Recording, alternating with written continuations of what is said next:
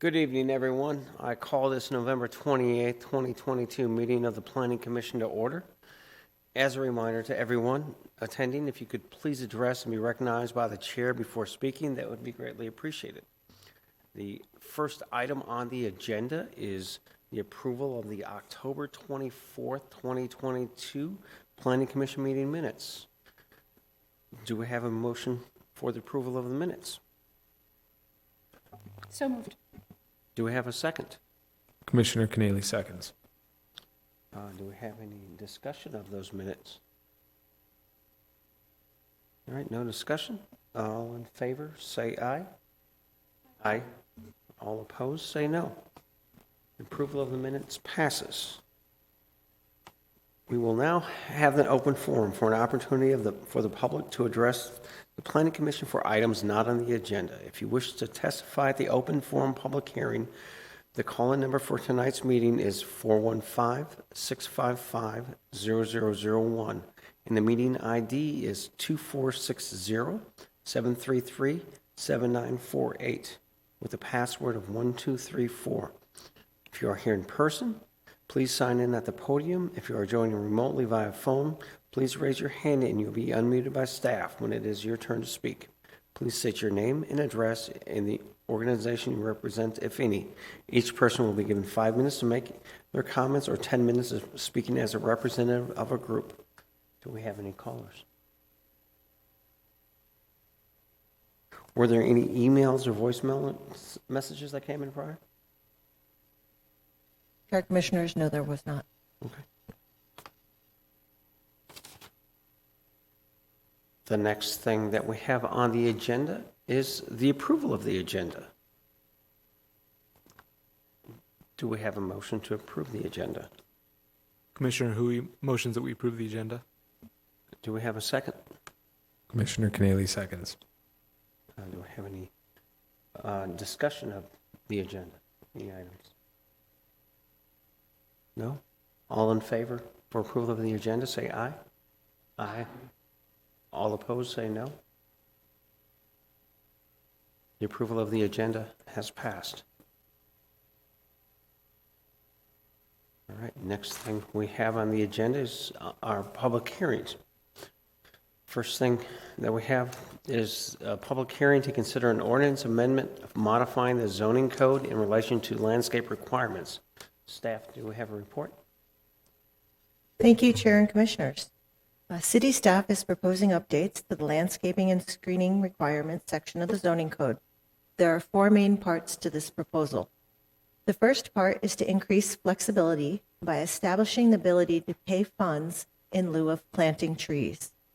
The city already has a provision that allows planting standards to be met through boulevard plantings, and the proposed ordinance would establish other alternatives, such as the option to plant the trees in public parks, or to pay into a fund that would allow the city to plant the missing trees in boulevards or public parks at a future date.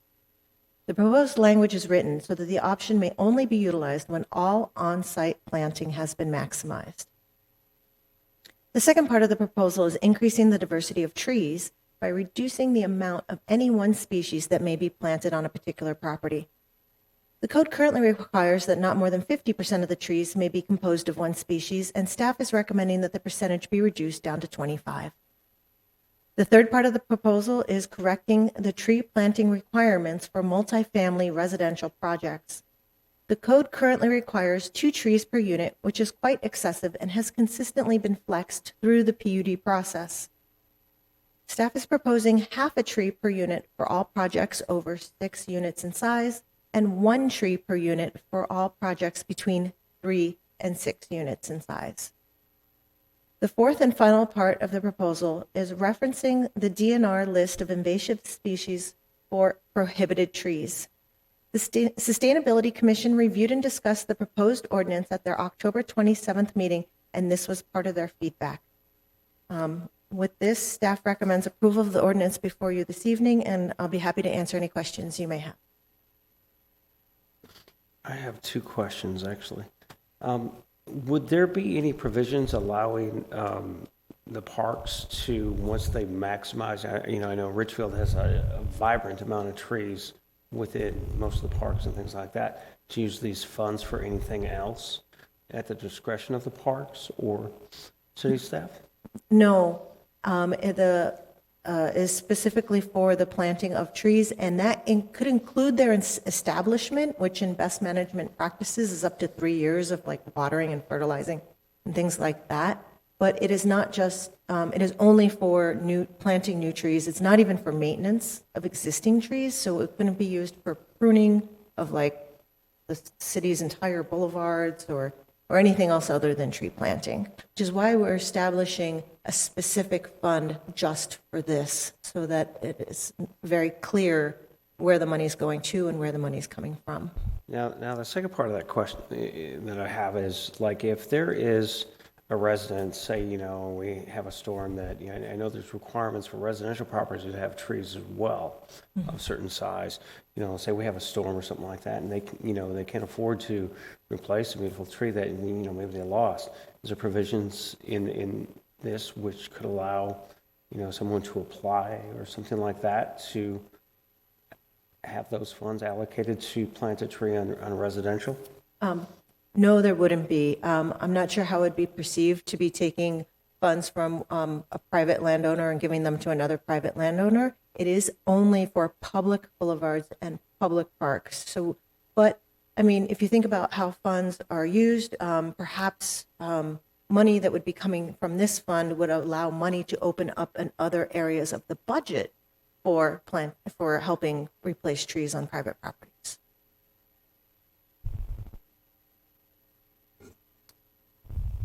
Any other questions? Oh, yeah. Commissioner Hui. So looking at these numbers of, the projects, the number of units and required and how many were actually installed is really kind of abysmal, I guess. Do we think that we're essentially, from best case scenario, doubling the amount that were actually installed? If we look at the actual numbers, do we think that that's realistic, that we're going to be able to get that through? Because they went from, so for example, the Chamberlain went from 380 required to only 43 actually installed. Mm-hmm. This proposal would say they need 95. Do we think we would actually be able to get 95 if we went back in time with this in place? When we did this analysis, there was a little bit of a look forward as well as this look back that you see in the report. And with the look forward, it does appear that projects coming down the line, the proposed half a tree per unit would be a very reasonable number for future projects coming up. I haven't gone back and analyzed how many they could have fit on projects that I didn't work on. Sure. So I don't know the answer to your specific question, but other cities are at 1 tree per unit, and we didn't do that because we didn't think that was, given the density of our city, doable. Half a tree, we believe, is. Sure. Kind of a follow-up question, if I may. With kind of the placement of the trees, is this just for public parks? So can any of these trees that are kind of in lieu of on the land be put on boulevards, or it has to be in a public park? It can't be used for any other public land? Or? No, it can be used both Okay. for public boulevards and for public Okay. parks, yeah. Cool.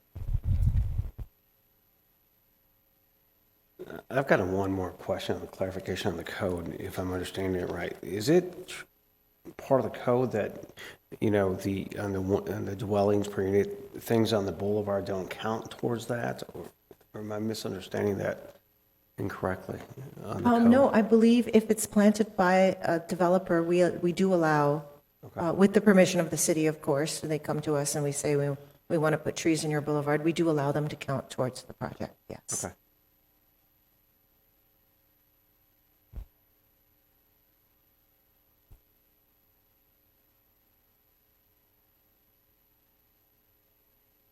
All right, at this time, go ahead. Thank you. I guess my question is just 2 parts to kind of building off of what Commissioner Hui said. Staff report said that this requirement has been consistently flexed through the PUD process. First part of my question is, won't this just be flexed again in future PUD processes? And my follow-up to that is, what are the recurring restraints that typically inhibit meeting the current goals, and what constraints will we have to consider going forward?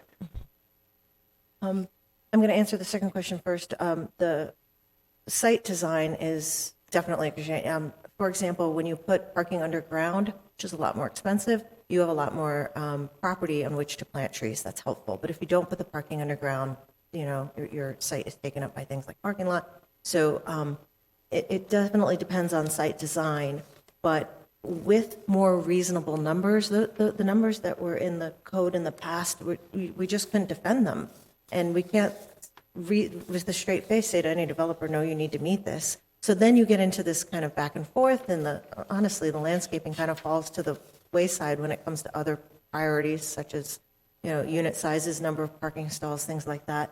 So I don't believe that in the future, there will be any negotiation on this point, because it is a reasonable number that they can meet. And that's our goal, is to change it so that it is reasonable, and then have them just follow the code. At this point, do you guys mind if we hold off on any other questions and open the public hearing?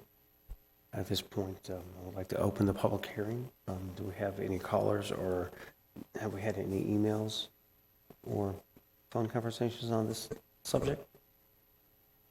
Chair Rudolph, I have not received anything on this topic. Do we have no callers on the line?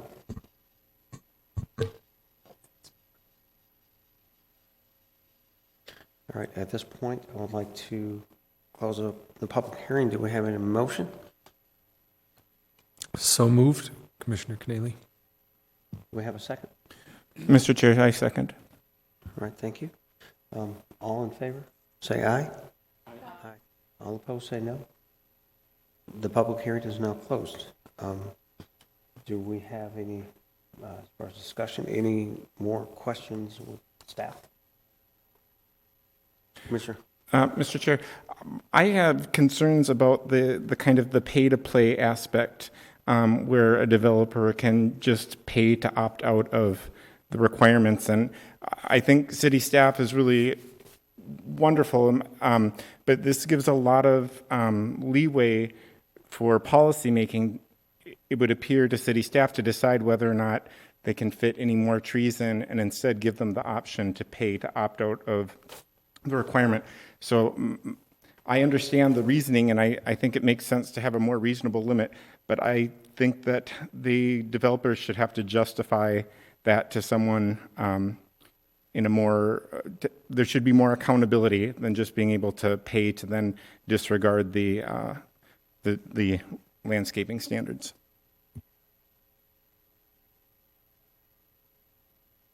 I do have a question on that. Will there be an application process similar to like a variance process that, people, when they don't want to or have an inability to meet code, to follow this process in a pay-to-play scenario? Chair and Commissioners, I do think that so long as the landscape plan is received with the initial application and all the other materials and the grading plans and the elevations, you would know it through the review and approval process that it goes through the Planning Commission and City Council. You would see that, X number of trees are required, and they're only providing why that would default, that the rest would be a pay-in scenario, and it might even be called out in a staff report as such.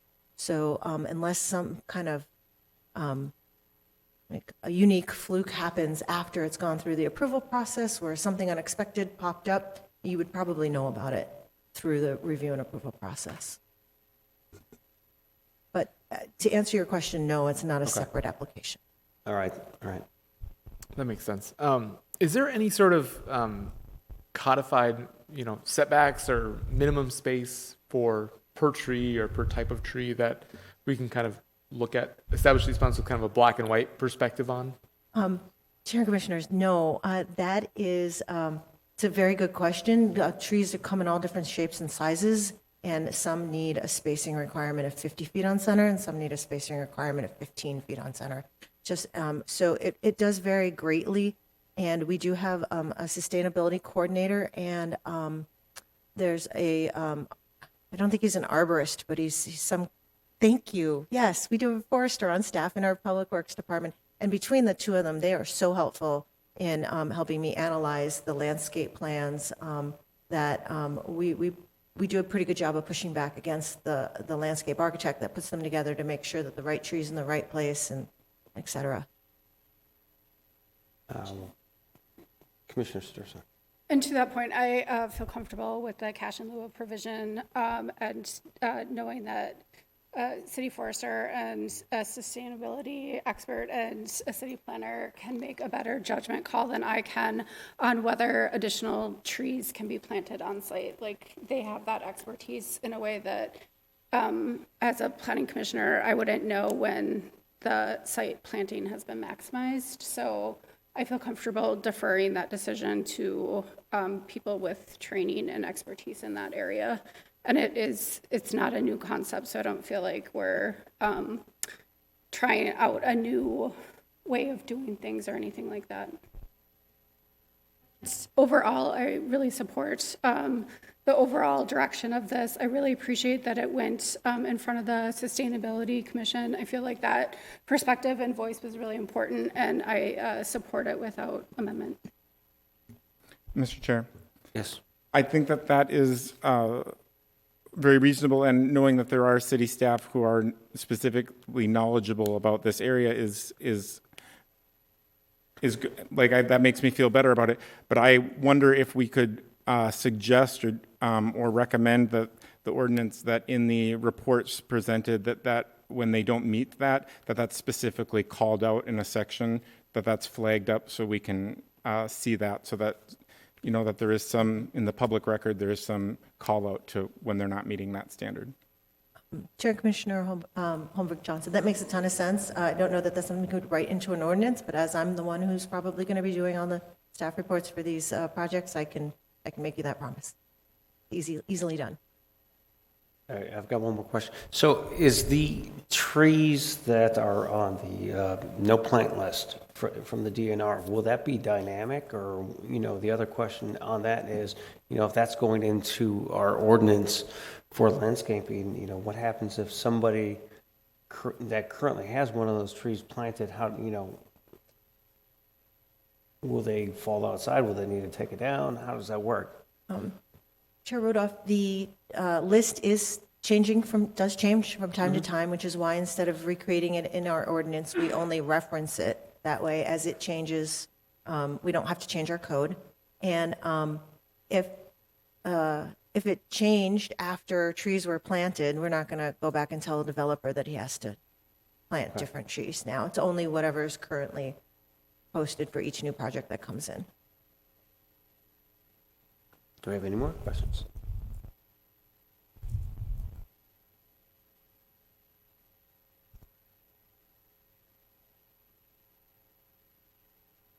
No more questions? With no more questions, I can make a motion. You can make a motion. Okay. Commissioner Stursa, I recommend approval of an ordinance amendment modifying the zoning code in relation to landscaping requirements. Do we have a second to that motion? Mr. Chair, I second. Okay, we have a discussion. I would like to say that after hearing what we've heard from city staff as far as, it's at the beginning of the process, I'm completely supportive of it as well. I have no more questions. I think we were very good dialogue on this and getting a lot of different questions answered.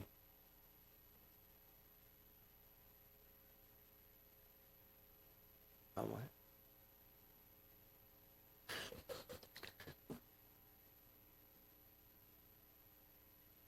right. I will call the vote. Yeah. All in favor of, say aye. Aye. All opposed, say no. All right, the motion passes. And the next thing on our agenda is liaison reports. Community Services Advisory Commission. I've got no report. City Council. Yes, Chair. City Council had a busy month. I have a report for their regular meeting on November 9th. They entertained annual presentations by the commissioners. They also formally received a large donation to Wood Lake. They approved an amendment to section 601. They wanted to update the ordinance to include new language clarifying how properties can dispose of waste if they're exempt from organized hauling. Council members thanked voters and election staff and candidates for a good turnout on election day. HRA. The HRA was also quite busy at their last meeting. They approved a $750,000 transfer to the Affordable Housing Trust Fund and approved some priorities with that. And some of those priorities, which I thought were kind of interesting, included that they prioritize 3 and 4 bedroom units, housing with units affordable at 30% of the area and median income, accessible units, housing with supportive services, and housing with rental subsidies, the natural affordable housing, and those projects that improve energy efficiency. So it was really cool to see that kind of investment in projects that meet those priorities. They also approved a spending plan for the unobligated tax increment, and there's going to be quite a bit of tax increment that will be able to be spent in coming years. And they prioritized preferences for projects that are identified by the city's strategic plan, including a vibrant downtown that includes both new housing and businesses, increased tax base through redevelopment that advances the comp plan, maintaining Richfield as an affordable place to live, and climate resilience through the support of projects that advance the climate action plan. So that was another item that had some conversation. And then they approved revisions to the Richfield Rediscover lot sale program guidelines. There's specific information in the packet, but they're trying to kind of, again, make that program more reflect the priorities of the comp plan and strategic plan. School board. Yes, the school board meetings weren't quite as action-packed. However, they did evaluate new standards for judging performance by the superintendent and other administrators, codifying some of that procedure and clarifying in the school board ongoing resolutions and policies about that. They received an activities report. Student participation in activities is up slightly over last year, which I think we would expect. More people are feeling comfortable with that sort of thing. And then they are, a more important thing, they're revamping kind of the secondary school, the mental health model to try and get, they're calling it advisory plus counseling. So they're going to shift some staff around and try and have some better mental health supports for secondary. Right now, it's not particularly good. The ratio is something like there's one social worker in the high school. There's the ratio in the middle school is like 1 per 400 students. Like the lowest ratio is one of the schools has 1 per 150 students, which is better, obviously, but there needs to be some shifting of staff in order to kind of prioritize student wellness and mental health. So that was the more policy-driven discussion that they had over the past 2 meetings. Thank you. Transportation. I have nothing to report as there was no meeting. Commerce. The last meeting prior to this one was, or just the one this month here, was pretty quiet. But I was gone last month, so I'll report on the one previous. That was fun. We held it at the high school, and the school presented different work learning programs and kind of some stories from how that went, and just kind of the ways that different students in alternative education were kind of getting kind of very tactile vocational training, and they're asking for partnerships with local businesses to further those programs. And then we also got a tour of the school and all the improvements that have been made to Richfield High School over the last couple of years here, and it's really cool to see kind of what the improvements have done over there, and especially with a lot of their infrastructure stuff with their new boilers and things was pretty cool. And Sustainability Commission. Anybody on it? Nope. All right, City Planners Report. There weren't any items on the city council agenda that were related to planning, so I have nothing to report. All right. Can I put you on the spot and ask you a question that you can fully say you do not know the answer to? Okay. I have heard that the Planning Commission reviewed a proposal for, what was the local roads? Eric the Red. And I've heard that that restaurant is no longer going in the local, where Local Roots is, and that other restaurant owners are looking at that site. Have you heard anything of that officially or not? Not officially, no. Okay. I have had inquiries from other people that are looking to locate it in that space. So I do know that it is kind of, I guess, back on the market, we could say. And it seems as though nothing has been decided because I haven't had any serious application inquiries as of yet. Thank you. And our next regular meeting will be on December 12th, 2022 at 7 p.m. in the council chambers at City Hall. And do we have a motion to adjourn? Mr. Chair, so moved. Do we have a second? Seconded. All in favor, say aye. Aye. Aye. All opposed, say no. We'll see you next month.